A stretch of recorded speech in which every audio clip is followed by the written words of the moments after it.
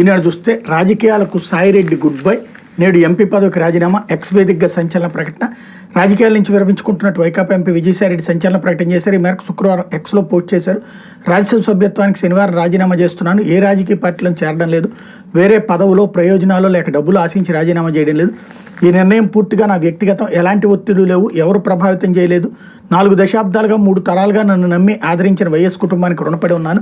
2 సార్లు రాజ్యసభ సభ్యుడిగా అవకాశం ఇచ్చిన జగన్కు, నన్ను ఇంతటి ఉన్నత స్థాయికి తీసుకెళ్లిన భారతమ్మకు సదా కృతజ్ఞుణ్ణి. జగన్కు మంచి జరగాలని కోరుకుంటున్నా. పార్లమెంటరీ పార్టీ నాయకుడిగా, రాజ్యసభలో ఫ్లోర్ లీడర్గా, పార్టీ జాతీయ ప్రధాన కార్యదర్శిగా, పార్టీ రాష్ట్ర ప్రయోజనాల కోసం చిత్తశుద్ధితో శక్తివంచన లేకుండా కృషి చేశా. కేంద్రానికి రాష్ట్రానికి మధ్య వారధిలా పనిచేశా. దాదాపు 9 సంవత్సరాలు ప్రోత్సహించి కొండంత బలాన్ని, మనోధైర్యాన్ని ఇచ్చి తెలుగు రాష్ట్రాలు నాకు గుర్తింపునిచ్చిన ప్రధాని మోడీ, హోంమంత్రి అమిత్ షాలకు ప్రత్యేక ధన్యవాదాలని పోస్టులో పేర్కొన్నారు. తెలుగుదేశం పార్టీతో రాజకీయంగా విభేదించా.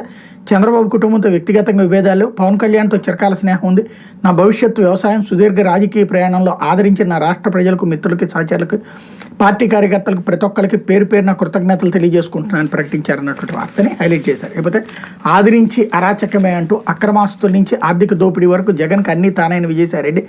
వైఎస్ కుటుంబంలో 3 తరాలతో ఆర్థిక అక్రమం. విశాఖలో అల్లుడు కుటుంబ భూదోపిడీకి మద్దతు. రాష్ట్రంలో విలువైన ఆస్తులు వారికి చేరడంలో కీలక పాత్ర. వైకాపాలో జగన్ తర్వాత దాదాపుగా నెంబర్ 2గా చలామణి. రాజకీయాలకు గుడ్ బై చెప్పిన వైకాపా ఎంపీ విజయసాయిరెడ్డి వ్యవహారం ఆదరించే అరాచకమే. ఆడిటర్గా ఆర్థిక నేరాల్లో ఆరితేరి ఆనక రాజకీయాల్లోనూ దాన్నే కొనసాగించారు. వైఎస్ కుటుంబం అక్రమాస్తులు కూడబెట్టడంలో ఆడిటర్గా దన్నుగా నిలిచారు. రాజశేఖర రెడ్డి ముఖ్యమంత్రిగా ఉన్నప్పుడు జగన్ కంపెనీలకు పెట్టుబడులు రప్పించడంలో, పారిశ్రామికవేత్తలను భయపెట్టడం, బెదిరించడం, బ్లాక్మెయిల్ చేయడంలో కీలక భూమికి పోషించిన ఘనపాటి